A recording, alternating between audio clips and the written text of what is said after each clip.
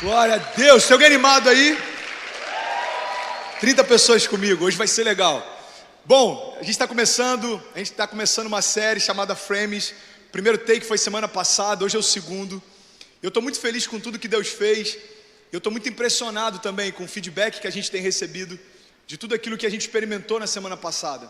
Sabe, hoje eu vou falar sobre o take 2, mas eu queria relembrar um pouco, principalmente para quem não estava aqui, aquilo que a gente experimentou na semana passada, sabe? Eu quero usar isso como base para aquilo que a gente vai experimentar hoje, amém? Vocês estão comigo? Mas antes da gente começar, eu quero orar com você, eu quero te convidar a reagir a essa palavra. Sabe, se você abrir o seu coração nesses 30 minutos, a tua vida pode ser afetada para sempre. Quantos creem, digam amém. Então abra o seu coração, reage a essa palavra, e eu quero te convidar a vir junto comigo, para a gente se divertir junto, amém? Então eu quero orar com você, Pai. A gente está aqui mais uma noite para ouvir a sua voz, Pai. Nós não viemos por causa de um pregador, nós não viemos por causa de uma série, nós viemos para te ouvir, Jesus. Por isso, fala através da minha vida, Pai, em nome de Jesus. Me usa de forma sobrenatural, Pai, para que ao final dessa noite a gente possa ter certeza de que o Senhor falou diretamente ao nosso coração, Pai. Eu oro para que toda resistência caia por terra, eu oro para que toda barreira, toda distração e tudo aquilo que tenta nos impedir de te ouvir, Pai, seja completamente anulado. Eu oro para que os céus estejam abertos sobre esse lugar, Pai, em nome de Jesus. Se você crê nisso, diga amém. Sabe, semana passada eu falei sobre Pedro e o convite que ele recebe de Jesus. É interessante porque Jesus chega para Pedro e o primeiro convite que ele recebe é o seguinte: Pedro, se você me seguir, eu vou fazer de você um pescador de homens. Só que chega num determinado momento da história, Pedro já tinha aceitado o convite, Pedro já tinha visto Jesus fazer milagres, Pedro já tinha andado sobre as águas, Pedro já tinha sido experimentado. Você pode repetir isso comigo? Diga experimentado. Pedro já tinha tido experiências com Jesus, mas mesmo assim, chega um momento em que quando Jesus morre, Pedro volta a pescar. E aí eu compartilhei com você na semana passada, que Jesus se aproxima então do mar, onde ele e os discípulos estão pescando. E Jesus pergunta para eles: vocês têm o que comer? E ele responde: não. Ok, então lança a rede desse lado. E para resumir bastante, os discípulos lançam a rede e tem uma pesca extraordinária. Até que João olha e fala: Pedro, eu creio que é Jesus. Pedro então coloca a roupa, sai correndo em direção ao mestre. E tudo aquilo que eles estavam batalhando para conquistar, quando eles chegam à praia já estava pronto. Jesus estava com uma fogueira pronta, peixe sobre a brasa e pão. Sabe, uma coisa que me impactou muito com aquilo que Deus falou na semana passada é que ou você se move pela visão ou você se move pela necessidade. E é sobre isso que eu quero falar hoje. Hoje eu quero falar sobre visão. Sabe, a primeira coisa que eu quero compartilhar com você é que todas as vezes que você recebe uma visão, você não está preparado para ela. Você pode repetir isso comigo? Diga: todas as vezes que eu recebo uma visão, eu não estou preparado para ela. Pastor, me explica isso melhor. Eu vou te explicar, preste atenção nisso.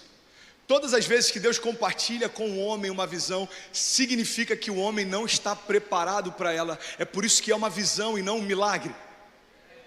Porque um milagre é algo que Deus faz imediatamente, uma visão é algo que Deus te convida a construir com Ele. Sabe quando a gente percebe que uma geração é superficial ou é uma geração que tem experiências com Deus? É porque uma geração superficial vive em busca de milagres, porque ele quer que Deus faça para ele aquilo que ele não precisa fazer. Uma geração superficial está sempre esperando que Deus faça algo imediatamente. E é por isso que uma geração superficial não consegue permanecer firme, ela é inconstante. Porque se o milagre não vem na semana seguinte, a conversão dele, ele já não tem tanta certeza se Deus é tão bom assim. Tem alguém entendendo isso? Diga amém. Se tem alguém gostando do que Deus vai falar, diz: vem comigo. Beleza, 10 pessoas comigo, vamos junto. É interessante isso porque a primeira vez que eu parei para meditar sobre isso me assustou um pouco. Porque desde que eu me converti, Deus compartilhou visões comigo.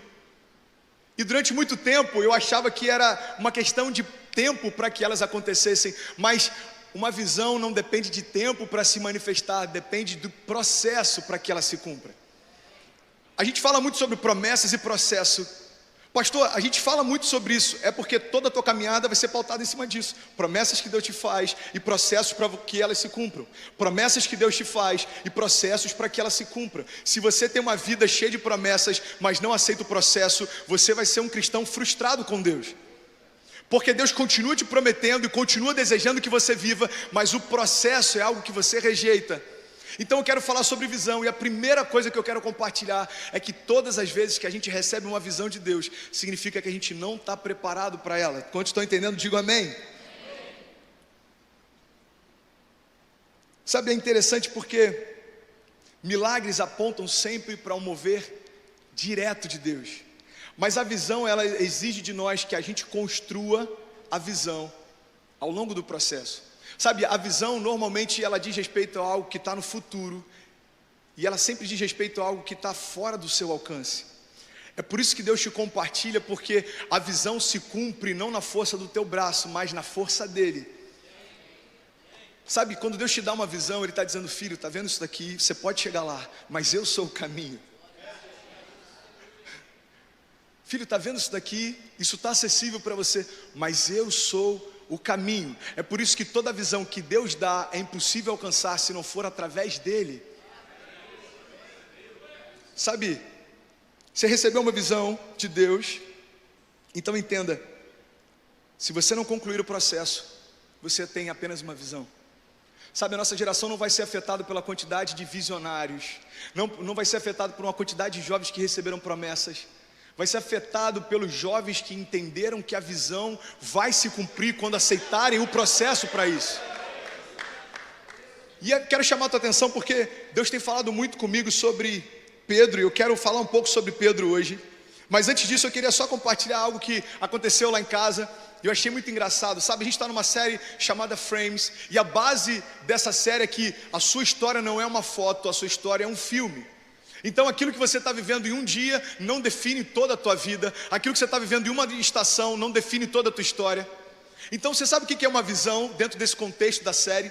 A visão é como se fosse a antecipação de um frame.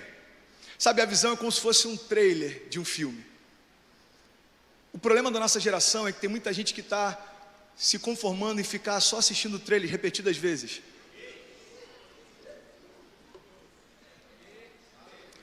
Lá em casa a gente comprou um aparelhinho chamado Apple TV.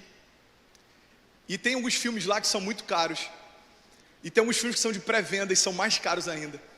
Eu lembro que quando lançou O Poderoso Chefinho, a gente queria assistir alguns filmes e eu vou logo lá. Filmes para família até $4. Filmes para família até... E sempre aparecia aquela imagem do Poderoso Chefinho. E Cecília falava: papai, eu quero ver o Poderoso Chefinho, eu quero ver o Poderoso Chefinho. E aí o que eu fazia? Eu ia lá e botava no preview, botava no trailer, e ela assistia, sei lá, 1 minuto e meio de filme, e ela falava: pai, eu quero ver de novo. Eu falava: tá bom, filho, trailer não paga, tá tudo certo. Trailer, papai, eu quero ver de novo. Pai, eu quero ver de novo. Pai, eu quero ver de novo. Pai, eu quero ver de novo. Eu não aguentava mais assistir aquele trailer, porque era só um trailer, mas ela achava que aquilo era tudo que tinha disponível para ela assistir. Era só um presságio, eram só algumas cenas, mas ela achava que aquilo era tudo que estava disponível. Por quê? Porque o olhar dela é um olhar de criança. Sabe qual é o problema? Se o nosso olhar for um olhar infantil em relação às promessas que Deus tem, a gente vai se contentar em só ficar ouvindo elas. Se for para Ele, você pode fazer melhor.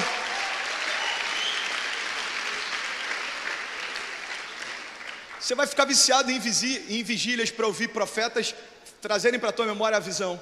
Você vai ficar viciado em ouvir pessoas que têm unção profética trazer à tua memória a visão. Por quê? Porque você está com saudade do trailer e quer que alguém te lembre de novo aquilo que Deus já te prometeu. E quando a pessoa te lembra, você fica satisfeita por um tempo, até que você fala assim: Deus, fala comigo, por favor, qual é o meu chamado e qual é o meu propósito? Aí Deus aperta o play, você assiste o trailer e fala: uau, eu estou satisfeito por mais algum tempo. Sabe, outra coisa que eu achei interessante nessa experiência com Cecília é que se você quiser passar do trailer, você tem que pagar um preço para isso. Você quer ver o restante do filme? Ok, tem um preço. Se você está disposto a pagar, o filme é seu. Está disponível. E não precisa parar, você pode assistir até o final. Você não vai ficar pela metade. Você tem todo ele disponível, porque você pagou um preço para isso. Sabe, o primeiro valor já foi pago na cruz do Calvário. Jesus morreu no nosso lugar e Ele deu acesso para a gente. Agora você precisa entender que para sair do trailer e começar a viver aquilo que Deus prometeu, depende de você se posicionar e aceitar o processo. Vocês estão comigo?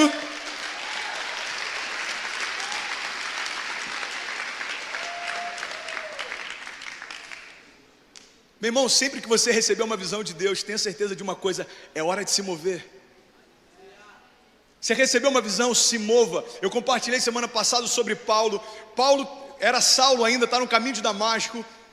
E aí aparece uma luz sobre ele. Jesus pergunta a Paulo: Saulo, por que me persegues? E então ele fica cego e Ananias vai até a casa dele. Mas lembre-se, quando Ananias recebe uma direção de Deus, por mais que ele hesite um pouco no início, ele se move. Sabe, todos os heróis da fé não foram marcados por coisas que eles quase viveram. Sabe, a nossa Bíblia não está cercada de pessoas que nos inspiram em histórias que eles quase escreveram. Porque aqueles que quase viveram nem foram citados nela praticamente. Aqueles que quase aceitaram, a gente não tem nem tempo para parar para ler, porque a Bíblia fala de pessoas que receberam uma visão de Deus e se lançaram nela.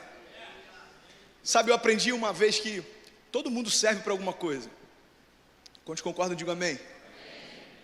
Mas não foi num contexto muito legal. Era um professor que falou o seguinte: sabe, eu acredito que todo mundo serve para alguma coisa, mesmo que seja como um mau exemplo.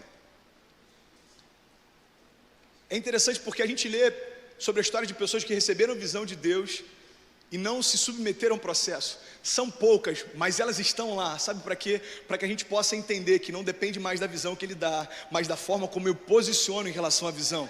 Sabe, eu quero falar sobre Pedro, porque Pedro, ele não é só parecido com a gente, Pedro representa a gente.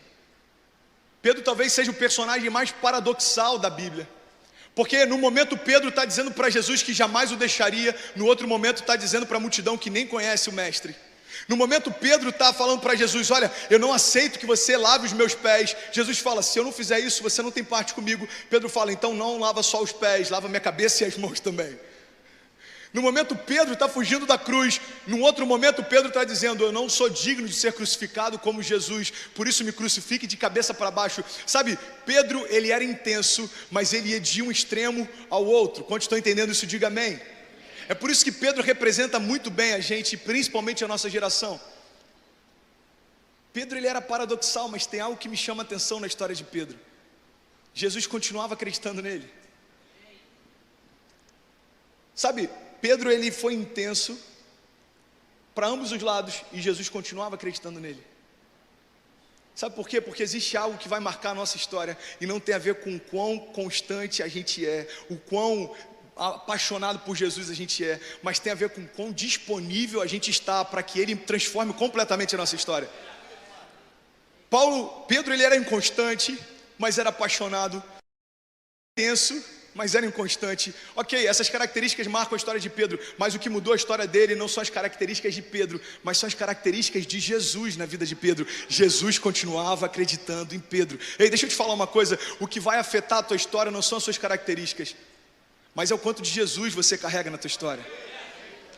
Pastor, você não tem ideia de como eu entrei aqui. Mano, eu não tenho a menor ideia, mas eu sei como Jesus está. Ele está de braços abertos, Ele continua acreditando em você. E o convite de Jesus para Pedro me chama a atenção, porque tem 3 chaves aqui que eu quero compartilhar com você nessa noite. Preste atenção nisso. Mateus 4:18. Vocês estão comigo? Diga amém. Mateus 4:18 diz assim: andando à beira do mar da Galileia, não precisa abrir não, só ouve bem rapidinho. 18:19 diz: andando à beira do mar da Galileia, Jesus viu 2 irmãos, Simão, chamado Pedro, e seu irmão André. E eles estavam lançando redes ao mar, pois eram pescadores. Versículo 19. Então disse Jesus: sigam-me e eu os farei pescadores de homens. Vocês podem ler junto comigo, vamos lá? E disse Jesus: sigam-me e eu os farei. Aqui a gente tem 3 chaves incríveis, cara. Eu estava lendo isso hoje à tarde e elas saltaram aos meus olhos, sabe? Existem 3 ações que Jesus fala nessa simples frase que tem a ver com toda a nossa caminhada com Ele. Preste atenção. Primeiro Jesus diz: siga-me, convite. Depois Jesus diz: eu farei, processo. E depois Jesus diz: pescadores de homens, propósito. Você pode repetir isso comigo? Diga: siga-me, convite, farei, processo, pescadores de homens, propósito. Sabe, o propósito ele está no final dessa história. É por isso que antes de você viver o propósito, você tem que aceitar o convite. Antes de a gente viver o propósito, tem algo básico na nossa caminhada, você tem que aceitar o convite. Agora, entre o convite e o propósito, existe algo onde muita gente fica pelo caminho, que se chama processo. Sabe, eu quero falar sobre essas três coisas. Eu quero falar sobre o convite de Jesus para nós, sobre o processo que a gente enfrenta na caminhada e sobre o propósito. Se alguém quer ouvir isso, diga amém. Eu vou ser bem rápido no convite, porque a gente já está bem acostumado a ouvir falar sobre o convite de Jesus, amém? Todos sabem o quanto a gente é apaixonado aqui na igreja por salvação.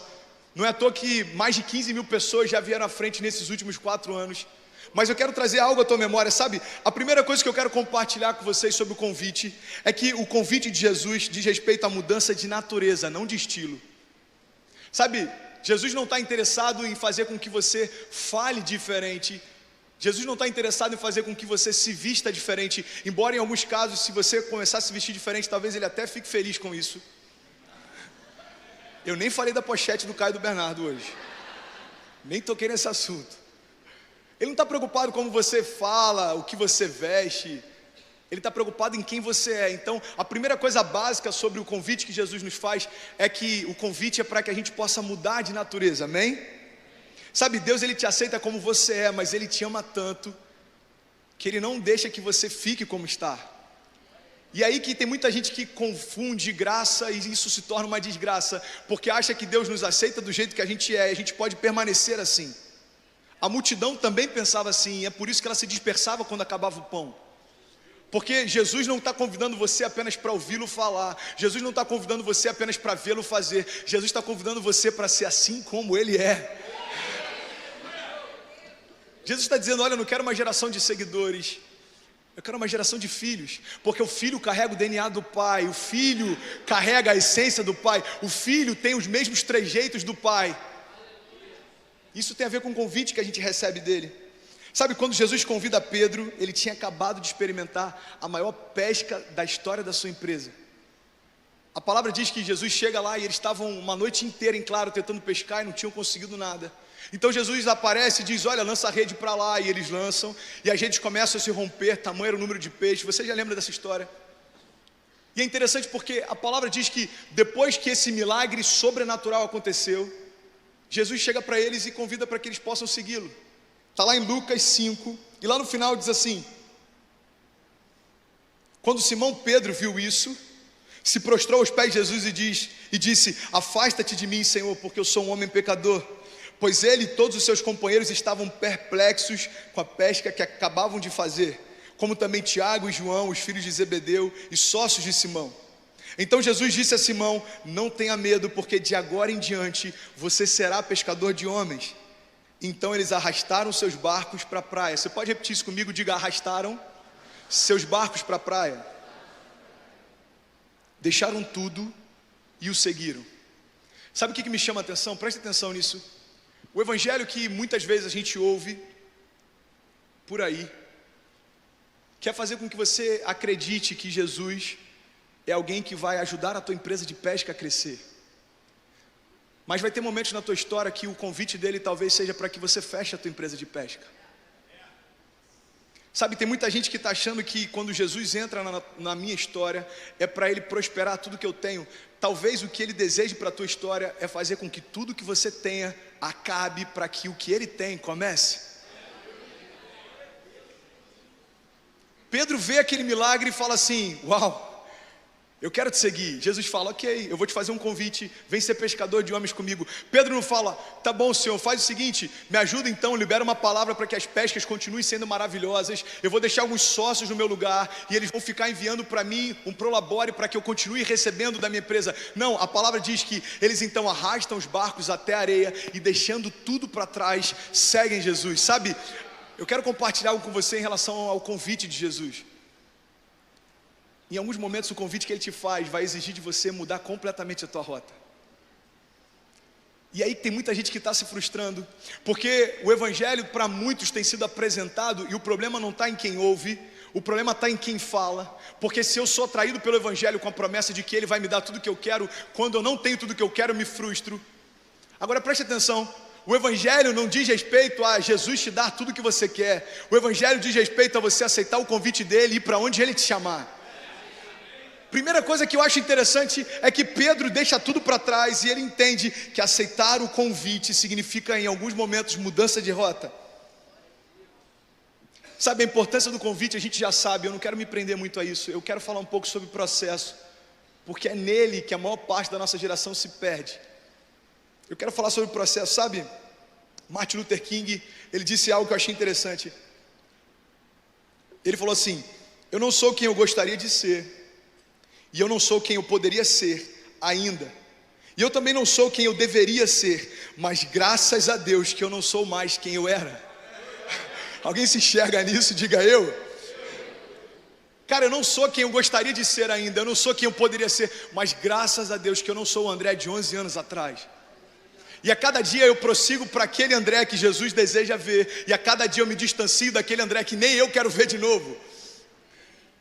Eu estava compartilhando com alguns jovens esses dias, eu acho que foi na viagem para Cabo Frio, e tem gente que às vezes me vê falando de propósito e acha que eu sempre fui um cara extremamente cheio do fruto do Espírito e, enfim, apaixonado pelo propósito, mas no início da minha caminhada, o que eu mais lia era sobre um Deus que pode prosperar a tua finança, um Deus que pode mudar os teus bens, um Deus que pode te dar todas as coisas. Eu conheci o Deus que pode todas as coisas, mas eu não conhecia ainda um Deus que era Pai. Eu lembro de uma vez que eu estava com os meus pais, e hoje eles estão aqui me ouvindo, e a gente discutiu na frente do escritório, eu estava dentro do carro, e eu dei um murro no para-brisa do carro, e eu quebrei completamente o para-brisa do carro. Eu lembro da vergonha que eu senti do meu pai, porque quando você está na adrenalina, você faz coisas impensadas, mas quando ela baixa, você tem vergonha do que você fez. Quantos aqui entendem o que eu estou falando? Eu lembro que quando eu olhei para aquilo, na hora, o sentimento que eu tive foi: uau, o André de alguns meses atrás está querendo voltar. Mas o que é incrível é que conforme a gente vai caminhando com Jesus, essa distância ela está tão grande que você nem se lembra mais onde é que ficou. Pastor, como é que era o André de 11 anos atrás? Cara, eu tenho algumas vagas memórias de alguns testemunhos que eu tenho, mas eu estou tão focado naquilo que Deus quer fazer na minha história que eu não lembro mais daquilo que eu vivi para trás. Quantos estão entendendo isso? Diga amém.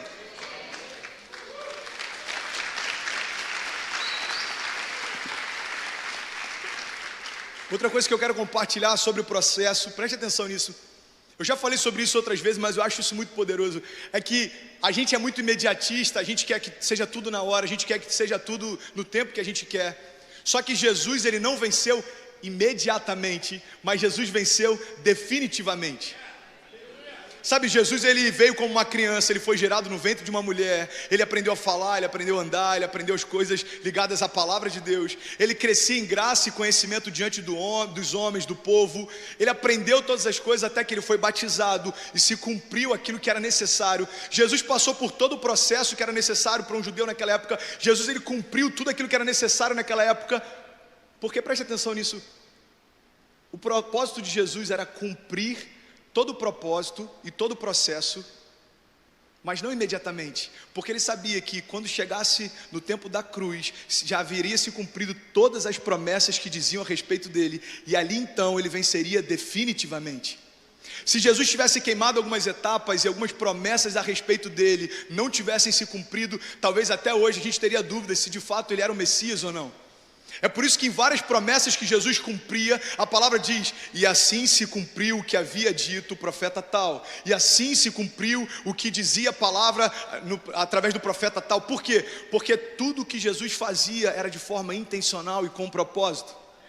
Sabe, uma outra coisa que eu quero compartilhar com vocês, eu estou correndo, porque eu creio que tem muito de Deus para a gente ouvir aqui ainda, é que no meio do processo, uma coisa que a gente não pode esquecer, e às vezes é desafiador a gente manter isso em mente, porque quando as coisas começam a fluir, é natural a gente começar a achar que algumas coisas estão acontecendo porque a gente é bom, algumas coisas estão acontecendo porque a gente se tornou bom em algumas áreas, a gente aprendeu a fazer algumas coisas, então a palavra flui melhor porque eu aprendi a pregar. O louvor flui melhor porque eu aprendi a cantar. Deixa eu te falar uma coisa, no meio do processo, se existe uma chave que a gente nunca pode esquecer, é que não tem nada a ver com você, mas tem tudo a ver com Ele.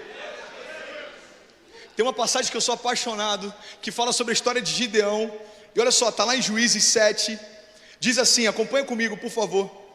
De madrugada, Jerubaal, isso é, Gideão, pensa no nome bonito gente, Jerubaal, vamos lá, versículo 1 até o 7. Isso é, Gideão e todo o seu exército acampou junto à fonte de Arode.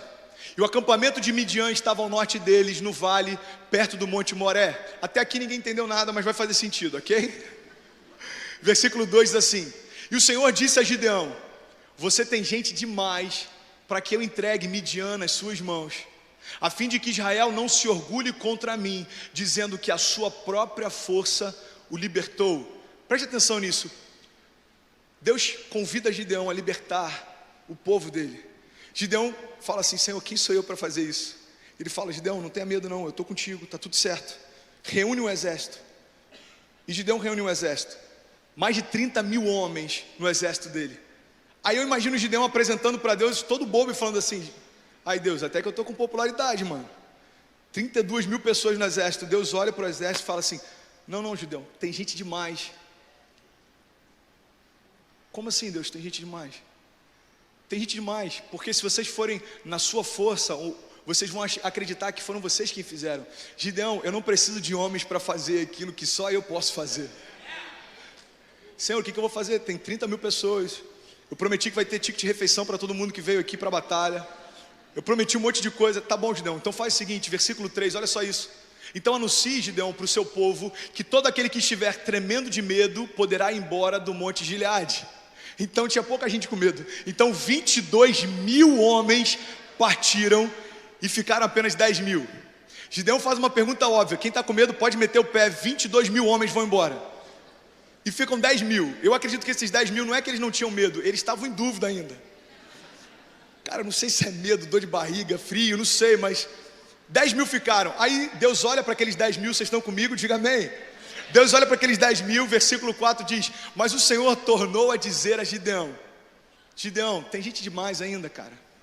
Faz o seguinte, desce com eles à beira da água, e eu separarei os que ficarão com você. Se eu disser, este irá com você, ele irá. Mas se eu disser, este não irá com você, ele não irá, ok? Versículo 5.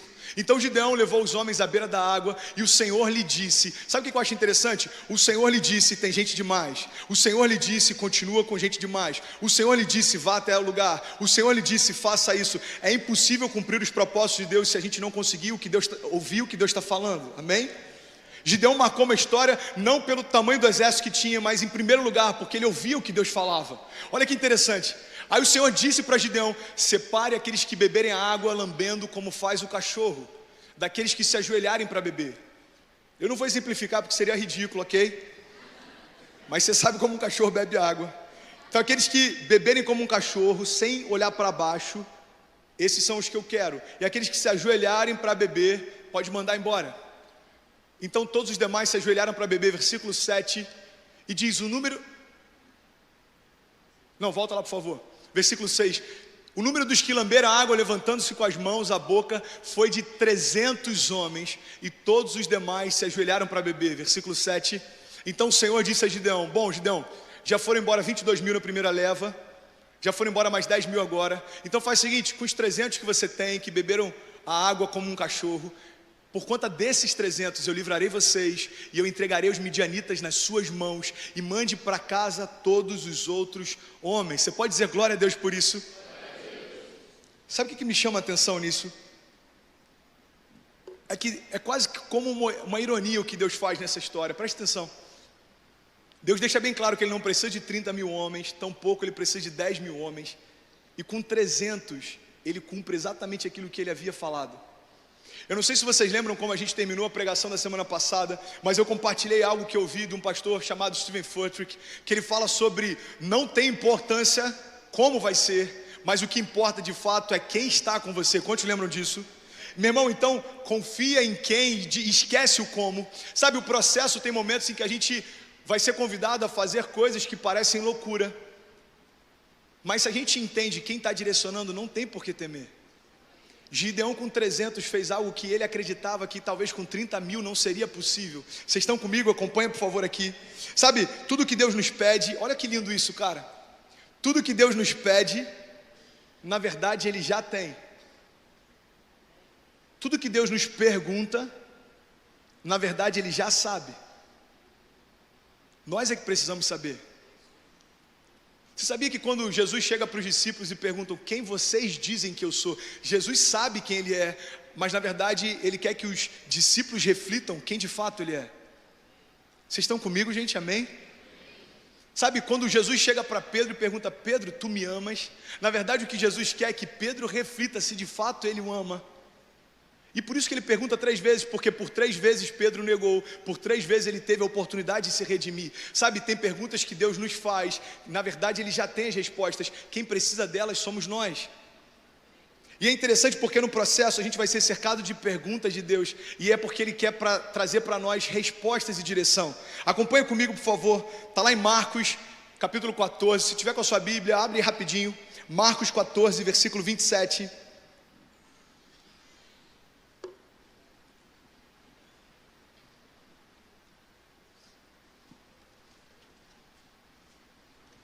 Marcos 14, 27. Todos acharam?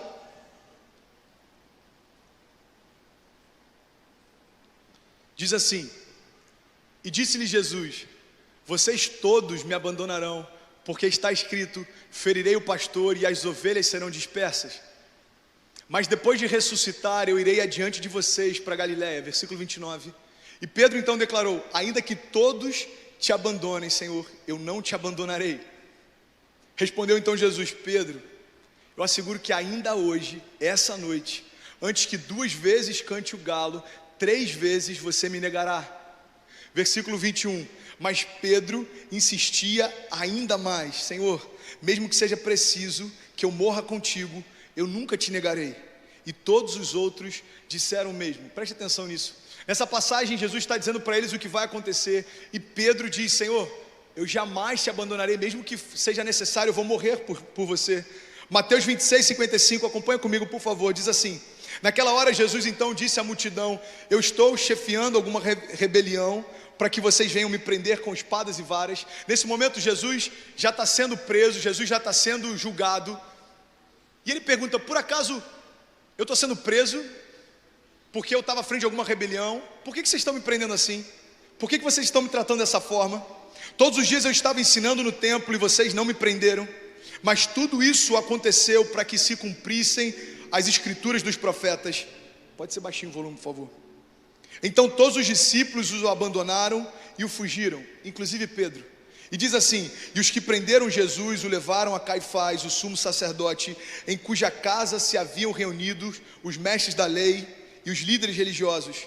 Mas Pedro o seguiu de longe até o pátio do sumo sacerdote, entrou e sentou-se com os guardas para ver o que aconteceria.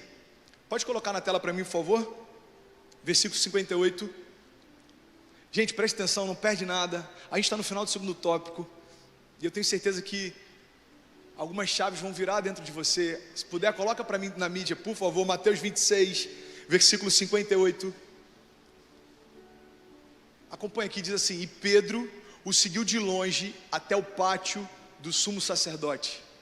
Você pode repetir isso comigo? Diga: Pedro seguia Jesus de longe. Você pode dizer mais uma vez? Diga: Pedro seguia Jesus de longe. Olha que interessante. Pedro um pouco antes diz para Jesus: Senhor, mesmo que seja necessário morrer por você, eu nunca te abandonarei.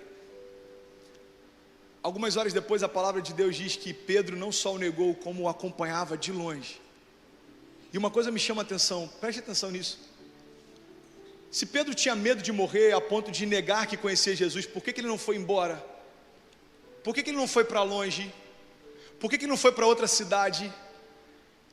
Por que ele não trocou de roupa? Por que ele não se mudou? Por que ele não foi para longe de tudo que estava acontecendo? Sabe, é porque Pedro tinha medo de abandoná-lo de vez, mas não tinha coragem de acompanhá-lo de perto. Preste atenção, meu irmão, porque a gente se encontra no papel de Pedro muitas vezes na nossa caminhada. Preste atenção nisso. Pedro tinha medo de abandonar Jesus de vez, mas não tinha coragem de acompanhá-lo de perto.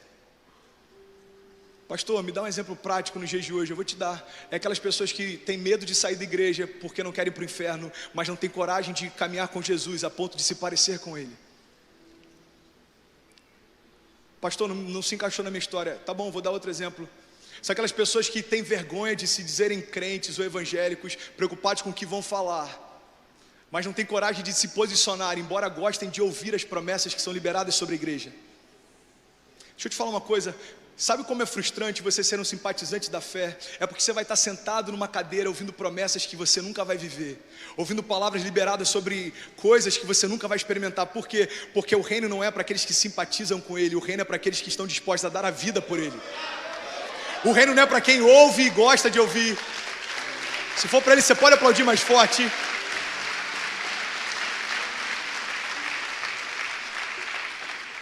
O reino não é para aqueles que gostam de ouvir. Cara, eu gosto de ouvir esse pastor falar, porque, não sei, eu sinto uma coisa boa quando ele fala, eu saio tão animado. Cuidado, você pode só estar sendo entretido. Cara, eu gosto de ouvir, cara, porque eles falam sobre chaves da casa própria, chaves disso, promessas. Cuidado, meu irmão, você pode estar sendo entretido com promessas que você nem faz parte delas. Porque as promessas para a igreja, você tem que fazer parte de algo bem básico, ser igreja. Não, mas eu dizimo, eu não sou crente, mas até dizimo. Não estou dizendo fazer parte de um hall de membros de uma instituição. Eu estou falando você ser filho. Porque a palavra de Deus diz que mesmo aqueles que fazem parte de um hall de membros, mesmo aqueles que dizimam, mesmo aqueles que ofertam, mesmo aqueles que expulsam demônios, mesmo aqueles que falam em línguas estranhas, mesmo aqueles que fazem coisas em nome de Deus, se não tiverem relacionamento com Ele, quando chegar o grande dia, Ele vai falar, desculpa filho, mas eu nem te conheço. Cara, o que é louco em Pedro? Presta atenção. Ele tinha medo de abandonar Jesus de vez, mas ele não tinha coragem de acompanhar de perto. Sabe, muitas vezes a gente faz isso, é quando a gente trata a caminhada com Jesus de forma conveniente. Tem alguém entendendo isso? Diga amém. Olha o que diz aqui, Lucas 22:54, diz: então prendam. Eu sei que eu estou lendo algumas passagens um pouco fora de contexto, mas é só para a gente ganhar tempo. Diz assim, então prendam, e levaram para a casa do sumo sacerdote, e Pedro seguia à distância. Outra passagem falando do mesmo momento. E Pedro então seguia à distância, mas quando acenderam um fogo no meio do pátio, e se sentaram ao redor dele, Pedro sentou-se com eles. Pode seguir. E uma criada então o viu sentado à luz do fogo. E uma mulher olhou para Pedro fixamente e falou, ei, esse homem estava com ele. Pode seguir. Mas ele negou e disse, mulher, eu não o conheço, eu nem sei quem ele é. Pouco depois, um outro homem olhou para Pedro e disse, ei, você também é um deles, eu sei quem você é, eu vi você com Jesus. E Pedro disse, homem, não sou eu. Versículo 59, e cerca de 1 hora mais tarde, você pode dizer isso, diga 1 hora depois, outra pessoa afirmou, certamente esse homem estava com ele, pois ele é galileu. Versículo 60, olha isso, cara. E Pedro então respondeu, homem, eu não sei do que você está falando. E falava ele ainda, quando o galo cantou. Olha que louco isso. Versículo 61. Então quando Pedro nega Jesus pela terceira vez, então quando a palavra que Jesus havia liberado se cumpre, então quando Pedro cai a ficha e percebe que aquilo que ele tinha dito que jamais faria aconteceu, a Bíblia diz que então Jesus voltou seu olhar diretamente para Pedro. Então Pedro se lembrou da palavra que o Senhor lhe tinha dito, antes que o galo cante, hoje você me negará 3 vezes. Pode seguir. E saindo dali, chorou amargamente. Meu irmão, acompanha comigo, cara, eu sou louco por essa passagem. Sabe por quê? Porque eu acho interessante imaginar o olhar que Pedro teve quando o olhar dele se encontrou em Jesus. Pedro não só negou Jesus e percebeu o que havia feito, o próprio Jesus percebeu também e olhou fixamente para ele. Você consegue imaginar como que esses olhares se cruzarem? Agora, sabe o que é mais louco? Vocês estão comigo? Diga amém. É que quando o olhar de Jesus se cruza com o olhar de Pedro, o que acontece não é um olhar de ódio da parte de Jesus, e é por isso que Pedro se constrange. É porque o olhar de Pedro mudou, mas o de Jesus não. O olhar de Pedro agora é alguém que tem medo e foge. O olhar de Jesus é alguém que está lá, sentindo dores e continua acreditando em Pedro. Sabe, eu consigo imaginar no olhar de Jesus, Pedro lembrando do primeiro convite que ele fez. Ei Pedro, segue-me e eu farei de você um pescador de homens. Ei Pedro, aceita o meu convite, vive o meu processo e eu vou te mostrar o propósito. Sabe, Pedro olha para Jesus e se vê no olhar dele, é por isso que ele tem vergonha. É porque Pedro se vê no olhar de Jesus e sabe que Jesus continua acreditando nele, quando nem ele acredita mais. Você sabe por que Pedro chora amargamente? Porque quando Pedro se vê em Jesus, ele sabe que Jesus continua amando ele, mas ele nem sequer tem coragem de dizer que conhece aquele homem. Meu irmão, preste atenção no que eu vou te falar. Você sabe o que tem a ver a maior parte do processo que a gente vive na nossa caminhada com Deus? A maior parte do nosso processo tem a ver com a gente descobrir quem realmente nós somos. A maior parte do teu processo não é para melhorar as tuas habilidades, não. Deus não precisa que você pregue melhor, Deus não precisa que você fale melhor, Deus não precisa que você tenha mais estratégias evangelísticas, Deus não precisa disso. Pastor, por que Ele está me aperfeiçoando no meio do processo? É porque durante o processo você se conhece melhor. Você sabe quem você é quando ninguém vê. Você sabe o quanto te faz bem o elogio de algumas pessoas. Você sabe o quanto que você é carente, dependente de aprovação. E enquanto você vai fazendo, Deus vai te mostrando quem você é. E isso tem um propósito, presta atenção. É fazer com que quando a gente se reconheça no meio do processo, a gente rejeite aquilo que a gente é e deseje aquilo que Deus quer que a gente seja. No processo Pedro está lá. Você pode aplaudir.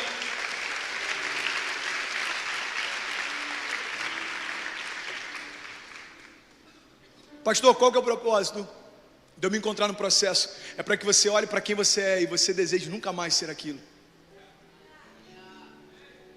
Pedro se olha, cara, no olhar de Jesus, ele fala: nunca mais quero fazer isso de novo. Você sabe por que ele foge? Porque ele tem vergonha. Ele foge porque ele tem medo. Ele foge porque ele se viu no olhar de Jesus e ele era completamente diferente de quem ele disse que seria. Senhor, se necessário for, eu morro por você. Mentira. Senhor, se necessário for, eu faço isso. Mentira. Presta atenção, tem uma frase do T.D. Jakes que eu achei maravilhosa. Ele diz o seguinte: as suas palavras vão contar aos outros o que você pensa, mas as suas atitudes irão dizer o que você acredita. Presta atenção nisso. As suas palavras vão dizer para os outros aquilo que você pensa. E é por isso que tem muita gente que se ilude com bons discursos, porque se você é eloquente, a tua palavra convence com aquilo que você pensa, mas as suas atitudes mostram aquilo que você realmente acredita.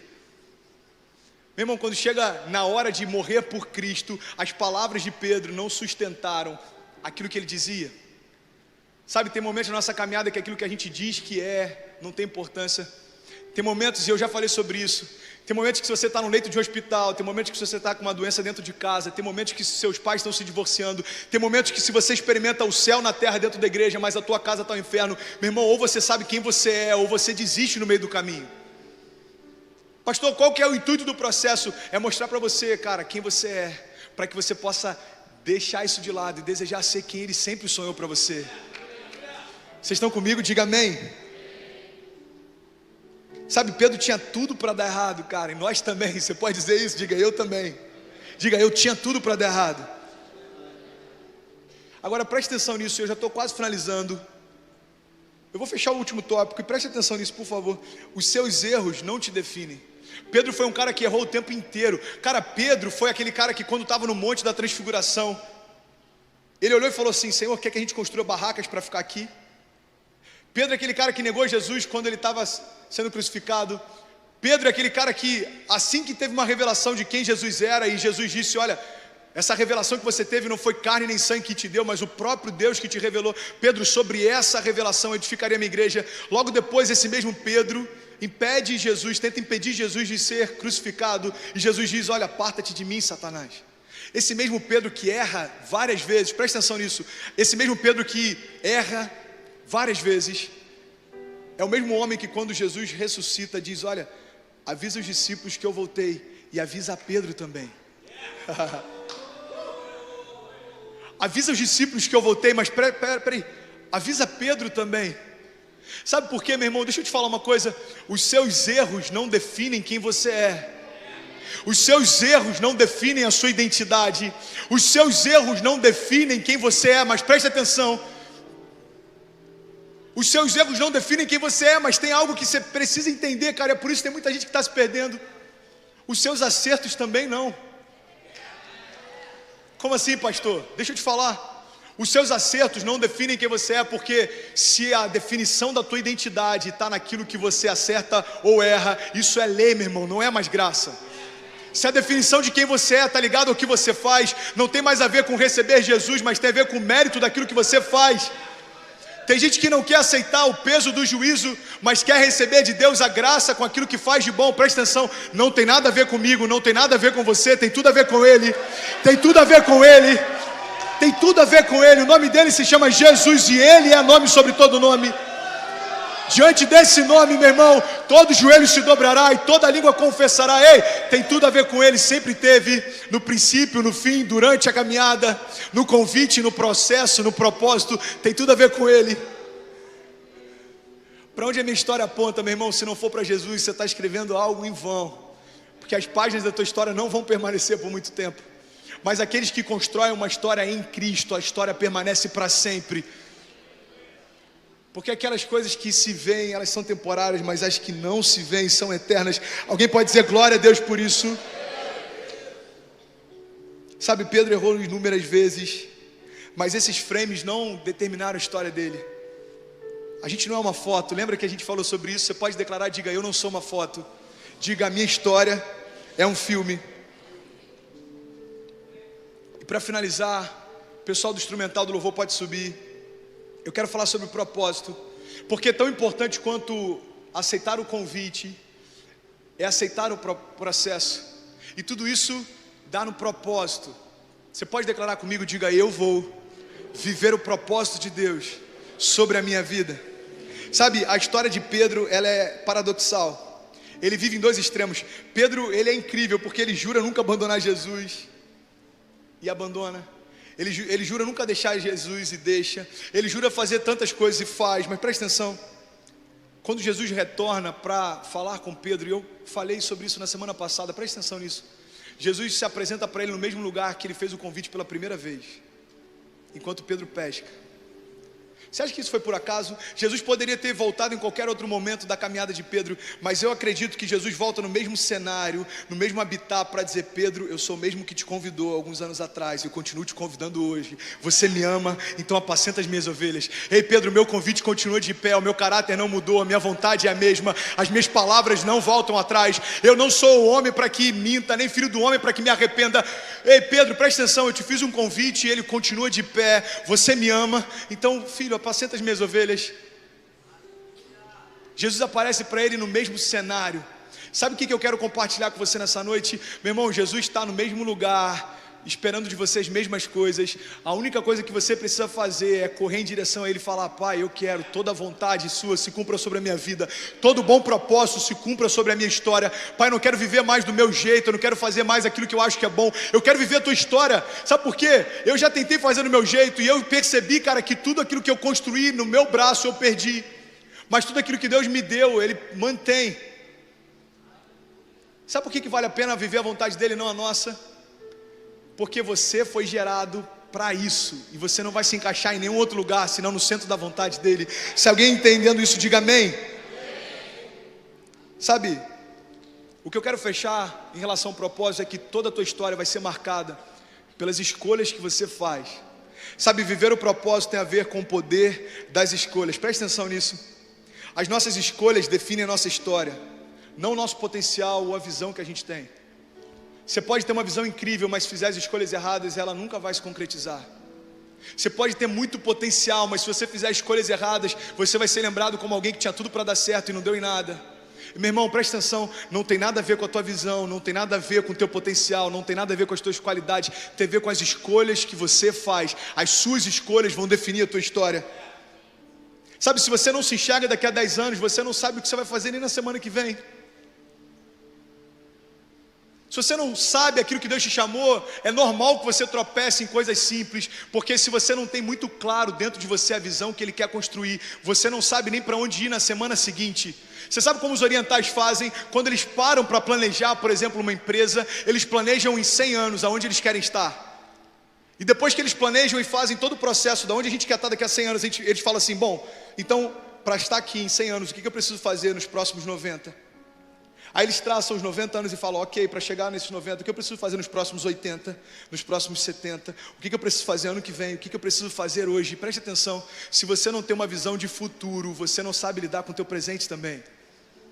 Se você não sabe aonde você quer chegar, qualquer lugar tá bom. Por isso que tão importante quanto você aceitar o convite, viver o processo, é você entender qual é o propósito. Meu irmão, uma geração sem visão é uma geração sem propósito. Uma geração sem propósito se move pelas carências e necessidade, não pelo chamado. E para fechar, minha pergunta é, qual é o seu legado?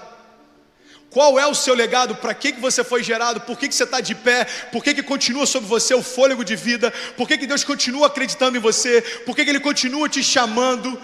Por quê? Para que você foi gerado? Sabe, essa pergunta não pode sair da tua mente, não pode sair do teu coração. Essa pergunta não pode deixar de consumir o teu espírito. Pelo que você quer ser lembrado pela geração seguinte?